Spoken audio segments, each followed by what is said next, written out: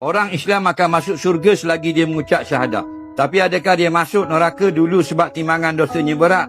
Kalau pahala dia berat, adakah dia masuk syurga terus walaupun dosanya ada kurang? Baik. Dia kata begini, kalau orang Islam itu ditimbang, dosanya 900 kilo. Okey? 900 kilo. Pahalanya 1000 kilo.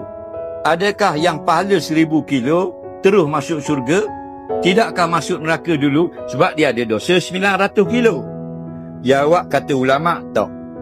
Jika lebih saja, fa'amma man sakulat mawazinuhu fahuwa fi 'aisyatin radiyah. Barang siapa yang bila ditimbang antara jahat dengan baik, berat sebelah baik. Taprek jawabnya terus masuk syurga. 900 kilo dosa ini deny, tidak diambil kira, diabaikan. Dengan sebab murah Allah Ta'ala, kasih sayang Allah Ta'ala. Nampak? Kalau akal kita patut kira balas hak ni dulu. Dah. Lebih hak belah baik, masuk syurga.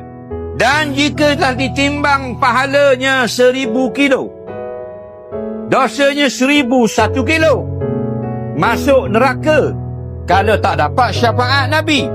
Tapi kata ulama, diazab bukan qadar 1001 kilo, qadar sekilo yang lebih tu saja. Itu pun sudah azab. Nampak lagi?